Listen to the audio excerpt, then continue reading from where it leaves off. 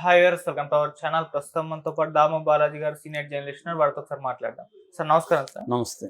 Sir, Jabardasth fame Ritu Chowdary అనే అమ్మాయి and వాళ్ళ హస్బెండ్ ఇద్దరు కూడా 700 కోట్ల భారీ భూ స్కామ్ లో ఇరుక్కపోయారు అని చెప్పేసి వార్తలు వినిపిస్తున్నాయి. ఇందులో జగన్మోహన్ రెడ్డి గారి వైఫ్ భారతి గారు కూడా ఇన్వాల్వ్మెంట్ ఉందని కూడా ప్రచారం అయితే జరుగుతుంది సార్. మరి ఏంటి స్కామ్, వీళ్ళు ఎందుకు ఇన్వాల్వ్ అయ్యారు, మరి ఇది ఏం జరిగింది, మీరేం చెప్తారు సార్ దీని గురించి? నేను దీని మీద దాదాపు చాలా న్యూస్లు చూశాను. ఇవన్నీ కూడా తెలుగుదేశం ఛానళ్ళు మీడియాలోనే వచ్చాయి. ఓకే. ఎవరు కూడా ఇది దాని ఏమంటారు, అండర్ కన్స్ట్రక్షన్ లాంటిది న్యూస్ అనమాట.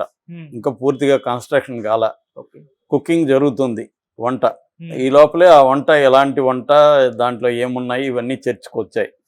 బేసిక్గా ఇప్పటి వరకు వీళ్ళు చెప్తున్న సమాచారం అంటే హాఫ్ కుక్డ్, హాఫ్ బాయిల్డ్.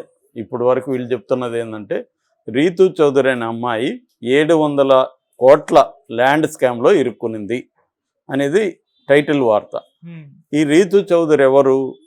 చాలామందికి తెలుసు. రీతూ చౌదరి తెలుగు సినిమాలు, తెలుగు సోషల్ మీడియాలో యాక్టివ్ ఉండే వాళ్ళకి అందరికీ ఈ అమ్మాయి తెలుసు. జబర్దస్త్ చూసే వాళ్ళకి తెలుసు. రీతూ చౌదరి అనే అమ్మాయి యాక్చువల్గా వనం దివ్య అమ్మాయి అసలు పేరు. రీతూ చౌదరి అని పాపులరు. సో ఆ అమ్మాయి గతంలో గోరింటాకు, తర్వాత అమ్మ కోసం, ఇంటి గుట్టు ఇలాంటి సీరియల్స్లో నటించింది. దాని తర్వాత అనేక షార్ట్ ఫిల్మ్స్ చేసింది. సోషల్ మీడియాలో వెరీ యాక్టివ్. రీల్స్ విపరీతంగా ఎక్స్పోజింగ్ చేస్తూ రీల్స్ చేస్తుంటుంది. అమ్మాయి జబర్దస్త్లో ఆది టీం ఉన్నాడు కదా, హైపర్ ఆది టీంలో పాపులరు. బోల్డ్గా ఉంటుంది అమ్మాయి, మాటలు కానీ బోల్డ్గా ఉంటుంది. అమ్మాయి కొన్ని యాంకర్గా ఇంటర్వ్యూలు కూడా చేసింది. సో అవన్నీ కూడా వైరల్ బాగానే అయినాయి ఇన్స్టాగ్రామ్లో కూడా. ఆ అమ్మాయి శ్రీదేవి డ్రామా కంపెనీ ఇలాంటి దాంట్లో కూడా పాపులర్ అయింది.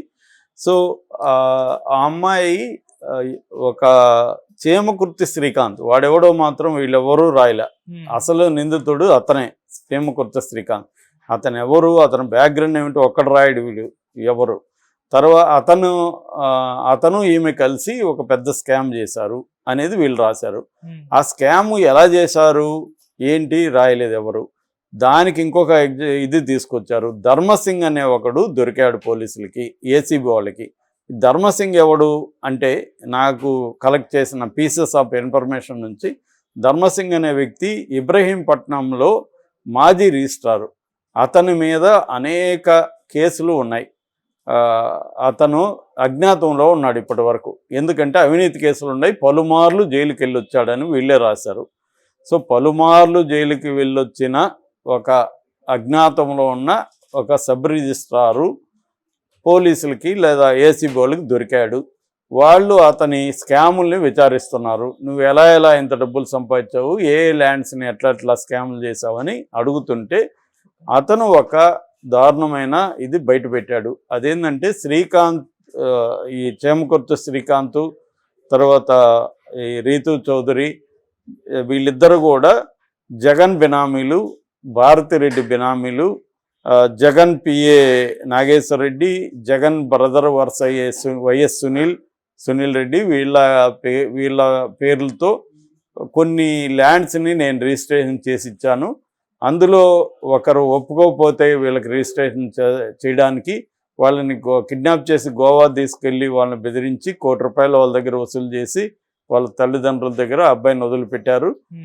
సో వీళ్ళందరూ కలిసి ఈ బినామీ పేరుతో, శ్రీకాంత్ పేరుతో, రీతూ చౌదరి పేరుతో 700 ఎకరాలు నేనే రిజిస్ట్రేషన్ చేశాను. అది కూడా ఎనీవేర్ రిజిస్ట్రేషన్ కింద. మామూలుగా ఇబ్రహీంపట్నం అంటే ఆ పరిధిలోనే చేయాలి కదా, కానీ అట్లా కాదంట. ఇది వచ్చి విశాఖపట్నం, రాజమండ్రి, కడియం, కాకినాడ, ఇబ్రహీంపట్నం, విజయవాడ ఈ ఏరియాల్లో ఉండే అనేక ల్యాండ్స్ నేను వీళ్ళకి చేశాను. టోటల్ వర్త్ 700 కోట్లు అని అతను చెప్పినట్టుగా వీళ్ళు చెప్తున్నారు. అతను లేఖ రాశాడు, చంద్రబాబుకనేమో ఒకరు రాశాడు, ఇదే తెలుగుదేశం మీడియా వాళ్ళు. ఇంకొకరేమో అతను ఏసీబీ నాయకులకు చెప్పినట్టుగా వచ్చిందని. చంద్రబాబుకి లేఖ రాసి ఉంటే ఆ లేఖ బయట రావాలి, అది లేఖ రాలేదు. తర్వాత వీళ్ళు ఈ ఆస్తులు ఎవరివి, రిజిస్ట్రేషన్ చేసిన ఆస్తులు ప్రైవేటు వ్యక్తులవా, ప్రభుత్వానివా అనేది ఏమీ రాయలేదు. సో ఏదో ఒక, అంటే అదేదంటారు కదా, తోక దొరికిందంటే పులి ఉందన్నట్టుగా తోకను పట్టుకొని అసలు తోక ఉందా లేదా కూడా తెలియదు ఈ న్యూస్లో. ఇదేంటంటే రీతూ చౌదరి అనే అమ్మాయి రావడం వల్ల మీడియా అటెన్షన్ వచ్చింది. ఇది ఫైనల్గా రీతు చౌదరికి మాత్రం హెల్ప్ అయ్యేట్టుగా ఉంది. అమ్మాయి ఎవరికి తెలియదు. సో ఇప్పుడు ఆ అమ్మాయి పాపులర్ అయ్యే అవకాశం ఉంది. ఆ అమ్మాయికి ఆల్రెడీ సినిమాల్లో ట్రై చేసుకుంటుంది. అమ్మాయికి చాలా, నేను కూడా 2-3 వీడియోలు చూసాను. అమ్మాయికి కొంత ఆస్పిరేషన్స్ బలంగానే ఉన్నాయి. దానికి హెల్ప్ అవ్వచ్చు, అంతకంటే ఏమీ లేదు. ఈ శ్రీకాంత్, చెముకుర్తి శ్రీకాంత్ ఖండన ఇచ్చాడని కూడా వాళ్ళే ఒక ఛానల్ వాళ్ళు పెట్టారు. అదేంటంటే నా పేరుతో అతను కూడా గవర్నమెంట్ ఎంప్లాయీ అయినట్టు, అతని మీద కూడా ఏసీబీ కేసులు జగన్ ప్రభుత్వమే పెట్టిందని కూడా అతను చెప్పాడని చెప్తున్నారు. అతను ఎవరు, అతను ఏం జాబ్ చేశాడు, గవర్నమెంట్ ఎంప్లాయే కాదా, అతని మీద ఏం కేసులు ఉన్నాయి కూడా ఎవరు రాయలేదు. అంటే ఇదంతా కూడా ఏదో టైటిల్ కోసం ఏదో ఒక కుక్ చేసి భారతిరెడ్డిని, జగన్ రెడ్డిని దీంట్లో ఇరికిచ్చి ఒక పెద్ద ల్యాండ్ స్కాము అనేది ఇప్పటివరకైతే ఉంది. ఉన్న సమాచారం నిజంగా ఉందా లేదో మనకు తెలీదు. ఇప్పటి వరకు వీళ్ళకి కూడా వీళ్ళ దగ్గర కూడా సరుకు లేదనేది మాత్రం అర్థమైంది. ఈ మీడియా దగ్గర విషయం ఉంటే రాసేవాళ్ళు కదా, ఏమీ లేదు. వీళ్ళకి ఏంటంటే టైటిల్ పెట్టడానికి సరిపోయే వీళ్ళ పేర్లు మాత్రం వచ్చినట్టుగా తెలుస్తుంది. ఆ పేర్లకు కూడా రీతు చౌదరికి శ్రీకాంత్ సెకండ్ వైఫ్ అని రాస్తున్నారు, అంత తప్ప ఇంకేమీ లేదు. కిడ్నాప్ అంటున్నారు. ఎవరిని కిడ్నాప్ చేశారో పేరు రాయాలి కదా. పోనీ ఎవరిని కిడ్నాప్ చేశారు, వాళ్ళు ఎవరు, ఏమీ లేదు అసలు.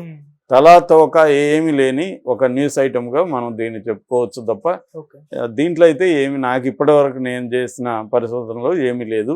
ఇంకేమన్నా బయట పెడతారా లేదా చూడాలి తెలుగుదేశం మీడియా. అంటే ఏదో ఒక ట్రై చేసి, ఇప్పుడు సజ్జల స్కామ్ ఒకటి నడుస్తుంది, స్కామ్ అని చెప్పి, అది కూడా ఇందాక చెప్పాను, అది కూడా ఏమీ తలా తోకలేని వ్యవహారం. అది కూడా సజ్జలకి ఏ రకంగానూ దాంట్లో లింక్ పెట్టడానికి అయితే ఇప్పటి వరకు ఉన్నది ఏమీ లేదు. దాంట్లో ఏదో ఒక స్కాములు అని బయటికి తీస్తున్నట్టు మీడియా ట్రయల్స్ పనికొస్తాయి తప్ప రియల్గా ఏమీ జరగదు. ఇది అంతకంటే తలా తోకలేదు దీనికైతే. చెముకుర్తి శ్రీకాంత్, ఆయన సెకండ్ వైఫ్ రీతు చౌదరి అనేది మాత్రమే వస్తుంది తప్ప ఇంకేమీ లేదు దీంట్లో. వాళ్ళు ఆ 700 కోట్లు అంటే మామూలు విషయం కాదు కదా. ల్యాండ్స్ పైగా ఇన్ని టౌన్లలో వాళ్ళిద్దరు కలిసి చేసుకోవాలంటే, ఈ రీస్టార్ట్ చేశాడంటే చేసి ఉండొచ్చు, పాజిబుల్ కాదని నేను అనట్లా, జరిగుండొచ్చు. కానీ మరి జగన్ ప్రభుత్వంలోనే నా మీద కేసులు పెట్టారని శ్రీకాంత్ అంటున్నాడు. శ్రీకాంత్ ఛాలెంజ్ చేస్తున్నాడు, వాళ్ళు రాసిందే. శ్రీకాంత్ ఛాలెంజ్ చేశాడు, నా పేరు మీద 1 సెంట్ ఇలా రిజిస్ట్రేషన్ చేసుకొని ఉన్నా కూడా నా పేరు మీద కానీ రీతు చౌదరి పేరు మీద కానీ నిరూపించండి అని అతను అడుగుతున్నాడు. కాబట్టి ఇప్పటికైతే ఏమీ లేదు. ఏసీబీ నిజంగానే ధర్మసింగ్ అని అతన్ని విచారిస్తుందా, ధర్మసింగ్ నిజంగా ఇవన్నీ చెప్పాడా